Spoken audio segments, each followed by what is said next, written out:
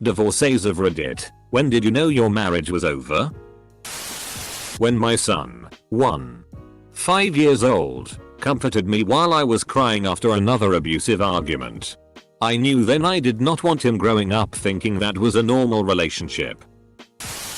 When I realized that for months I had been trying to guess what mood she'd be in when I got home from work so I could enter the house appropriately and not make her any angrier than she'd already be. I found out I was pregnant close to our 5-year wedding anniversary. When I asked what he wanted for our anniversary, he said an abortion. When I miscarried 3 weeks later, he threw a party for it. The irony of it all is that we got a divorce cause he knocked up another chick that refused to abort cause she was Catholic and needed to be married to him so the child would not be a bastard. He is miserable in another marriage and I have been happily divorced for 6 years now. When I would go down in the basement and pretend to do laundry to get time by myself away from her. When I read her texts to another dude about how much fun she had screwing him. And how quickly they could marry once she was free. Got divorced 4 months later. Spoiler alert. Those two lovebirds broke up when he wouldn't leave his wife. Edit. Holy cow. This got a lot of questions. Best thing I can think to add. Due to this act, I learned a lot about forgiveness and making peace when bad things happen. There is a saying that you don't forgive someone for them. You forgive them for yourself. Once I genuinely forgave her, I stopped also woe is me thinking and started building a fantastic life. Also, I learned about a social safety net I didn't really know I had. Learning how to ask friends for help is a good trait. I am now happily married. Have a kid with my smoking hot new wife. And have made many efforts to be the friend for my friends that they were to me. Me and the ex just tied the knot and finished moving in together on earlier that day. Went to celebrate with friends that night. One of my buddies was going to crash with us that night so we all took a taxi back. I was in the front so I can translate directions to our cab driver. We were in Japan. About a block away I turn around to tell them we are almost there and they are making out and he is feeling her up. Easy decision after that. When I called her from my hospital bed in another country to tell her I'd broken my ankle, for her to say "Os agreed, who's going to walk the dogs now?" There had been a lot more controlling and bullying bullshit before that. But that was the big one for me. Unfortunately it took me another 17 years to pluck up the courage to leave her. 17 years? Good grief man. There's slow and then there's glacial. When she hid and lied, multiple lies, about a $35K credit card debt at 29% interest rate. Then threw a tantrum because I said she shouldn't go on a mini vacation with her friend and our children. I wasn't allowed to go to the Baltimore Aquarium. They stayed at a $250 night hotel. I had enough hotel points for everyone to stay at the Holiday Inn for free. Then threw a tantrum because I said we should eat at home rather than Outback Steakhouse. I offered to cook. Not a divorcee either. But I managed to convince my mother to file for divorce after a full year of my father refusing to speak or even look at her. They were living in the same house, paying the same bills, using the same utilities. He got angry at her over something I don't even remember now, and just decided to pretend she didn't exist. When we were discussing trying for a baby and she hit me with for a while I thought I didn't want kids. But I've realized I just don't want kids with you. When our therapist told him to spend a day not talking to me unless he had something nice to say. And he replied, "But what if I need to give her feedback?" It was after the 3rd time of losing her temper and trashing the house, including throwing a guitar stand at my work laptop and breaking it. She went to her mom's for 2 weeks and I realized I was much happier without her around. After a week I told her I wanted a divorce. Moral of the story: don't be with someone who thinks violence is an appropriate answer to problems. When we were in a counseling session, and the counselor asked me why I was so unhappy, I said it felt like I was the one to have to make the adjustments, compromises and sacrifices. Our entire marriage, while my ex refused to give up anything. She said that was a powerful statement but probably not accurate. Then turned to my ex and asked how he felt about what I said. He just shrugged and said, "She's right. I didn't feel the need to sacrifice anything. And she always gave in. No apologies. No offer to make changes. Just said it would be more of the same. I was done." When I should have known. My spouse sent me an email that said he didn't love me anymore. When I actually knew. He announced his engagement to an 18-year-old a few days after the divorce papers we signed. I was a little slow there. When we planned who would get what if we divorced, we were so casual about it. But it told us we both knew we wouldn't last. It certainly made divorce very easy when it finally did happen. The actual divorce happened because he got another woman pregnant and she offered to pay for our divorce so she could marry him. When she slammed our bedroom door on her own forehead, yelling at me that she was going to get me arrested with the proof that I beat her up. I was recording her doing it. She was so drunk she didn't notice. I let her run with it. When she told her brothers that I beat her up and sent them pics of the bruises on her face as proof, I sent them the video of her doing it. When I realized how much abuse I took on a continuous basis, it wasn't physical much, but I would get things thrown at me. Cops came once because the neighbors once thought I was abusing her. She admitted to the cops that it was her throwing things and put a hole in the wall with the shoe she tossed. Don't worry. The cops asked me what I did to piss her off. Told us to keep it down and left. A majority of the abuse was verbal. I could never earn enough money. When I worked over, I was never home and she felt lonely. When I was home I couldn't get everything done she wanted me to do to her level of satisfaction. What made me finally wake up? One of my co-workers said something causally, "Man, she treats you like shitty." That is what made me wake up and seek a lawyer. That divorce was the most costly and brutal thing I've ever gone through. Still paying on it. And will be for years to come. When my 5-year-old son pulled a hotel key card out of her purse, and she had no reason to have one in her purse. We had some issues, but I thought we were on track to working them out. She was acting nicer to me, and things did seem better. It felt like someone had punched me in the chest. When I caught him trying to throw a metal folding chair at our oldest child. WWE literally says don't try this at home. Medical issue. Hemorrhaged all over bathroom floor. He was at work. I didn't bother calling because I knew he wouldn't bother coming home. When I did tell him later that day, I might as well have told him I'd had a minor headache for all the interest he showed. Yep. I'm much better now. When after my double mastectomy the doctor recommended that we sleep in separate beds for 6 weeks so I could heal. After the 6 weeks I said I was going to sleep in the master with him and he told me not to bother since I wasn't really a woman anymore. We'd been married less than a year. When I ended up in therapy with his mom instead of him. We were living with her parents so we could afford for her to be a stay-at-home mom. I was very unhappy living with her parents and told her I wanted to move out. She said the only way that was happening was if I doubled my income because she wasn't going to work. So I moved out without her. When she began screaming at our 3-year-old son to shut up, I was willing to take her abuse. I couldn't stomach her doing it to our son. The day I got a call from his mistress, while he was in the room with her, telling me she wasn't his first mistress. Come to find out there have been at least 3 long-term mistresses.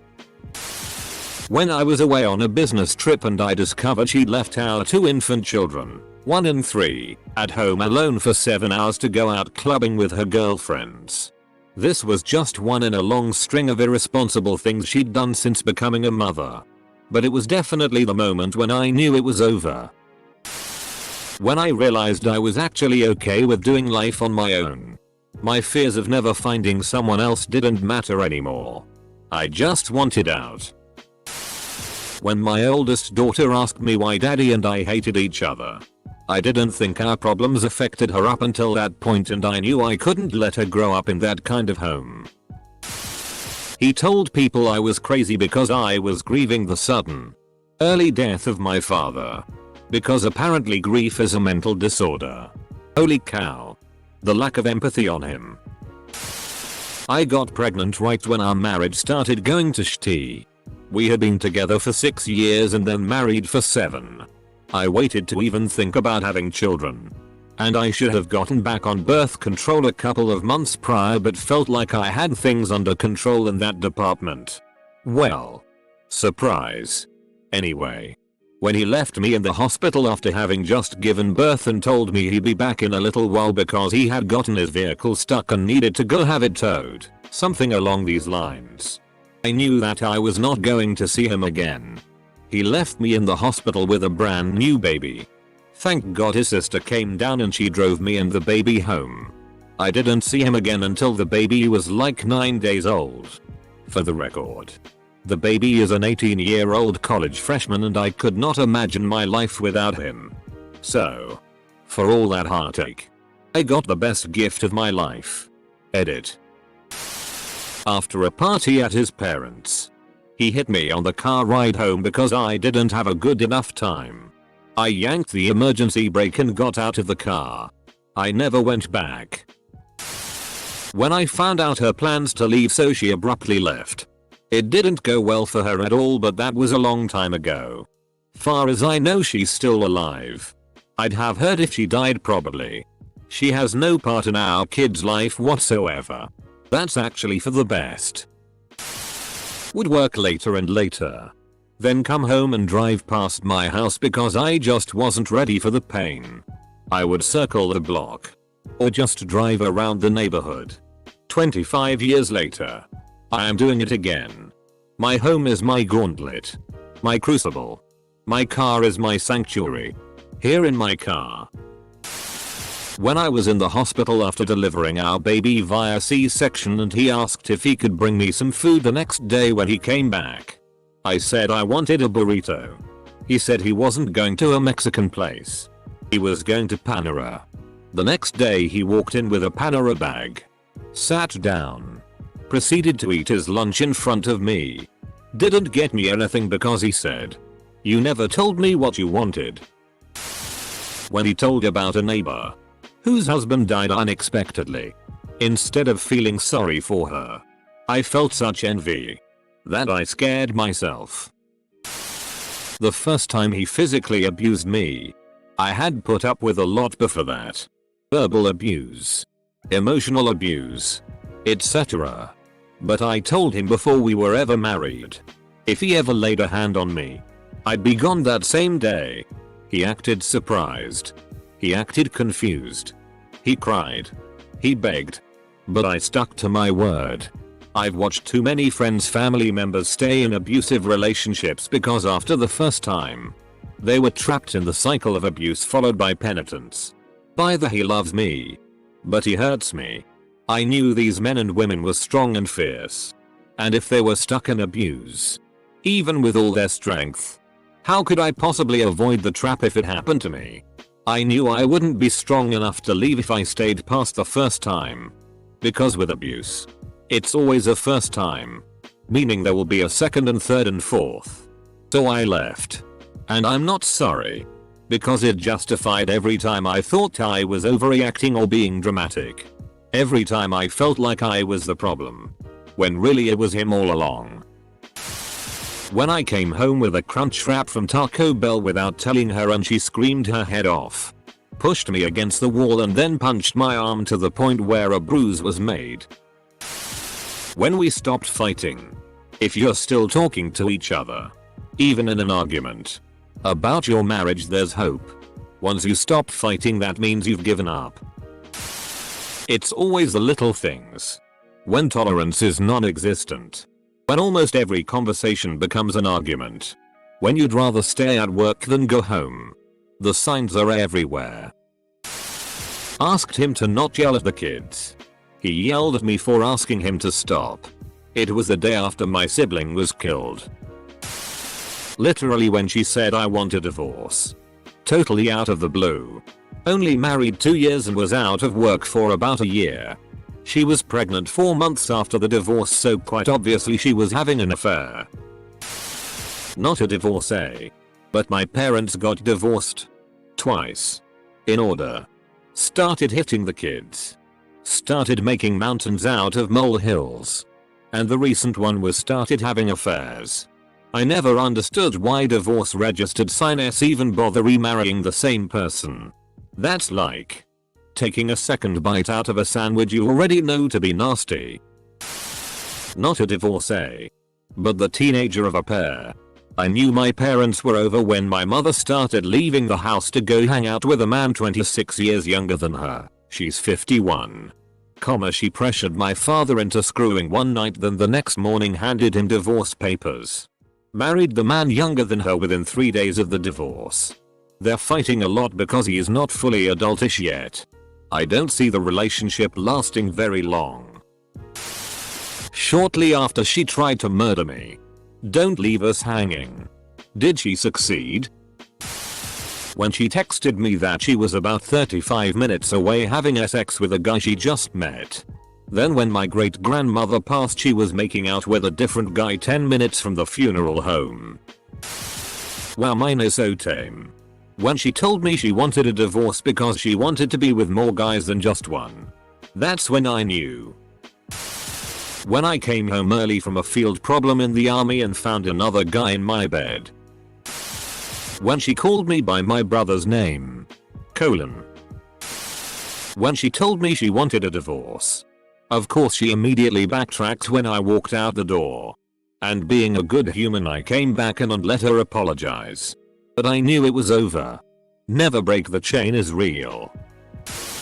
When I saw the baby. He did not look like me. I looked after him and my wife for a month until we got a DNA test. But I knew when I saw the little guy. When I fainted on the train ride home from work due to a health issue I was having at the time and had to have the train stopped so the paramedics could check me out. They brought me to an ambulance and called him to pick me up. He wouldn't speak to me on the drive home or for an hour after. Finally I asked if he was mad at me and he blew up because he was pissed that I hadn't picked up dinner for him like I was supposed to and he had to go get it. The restaurant was literally 1 block away from our apartment. Didn't even ask or care if I was okay. When I put on lingerie and he said, "Do we have to?" Just because it's our wedding night? And then 4 months later, we still hadn't had sex since our wedding. Despite having done so prior to that, on our honeymoon when I walked in on him jacking off and me trying to participate resulted in him responding with "I don't want sex. I was just bored." And him zipping up his pants. We were together 5 years. Married 5 and then our divorce took another 2 years after separation. Custody battles are a bitch. When I got back from deployment and she said, "I love you but I'm not in love with you." When I found out she was gambling all our money away and hitting emergency rooms to get pills to eat like candy. My reward was getting taken to the cleaners by her lawyer. When she was passed out drunk on the bathroom floor and her phone wouldn't quit chirping so I answered it. It was her AP. Who didn't know I existed? Likewise. Dude. My story isn't so dramatic. I was just unhappy. I wasn't fulfilled in my marriage and didn't love my wife like one is supposed to. I ended up feeling grumpy and resentful all the time and that's just not me. We had a fight about something. She brought the D word up expecting me to beg for her not to leave. But instead I said, "Okay. Let's talk about it." I left a few days later and have been a much happier version of myself ever since. You don't have to suffer abuse to decide to get a divorce. If you're not happy, only you can change that. We were together 20 years and happy for 15 years. I stuck it out longer than I should have because I believe in marriage and not running away from trouble. Also, financially it was hard to leave. I think that's a big problem many couples face. Especially the women. Anyway, my ex started drinking a lot and although never officially diagnosed, I'm pretty sure he was bipolar. He would get super angry over the smallest things. He became verbally abusive with name calling. A spouse should never name call. There are ways to get angry and argue and discuss without resorting to name calling. He absolutely refused to go to counseling for his anger or drinking, and I decided it wasn't my problem anymore. I've learned you can't make someone fix their problems, especially if they won't even acknowledge those problems. I got divorced and now I'm with someone who is very loving and kind.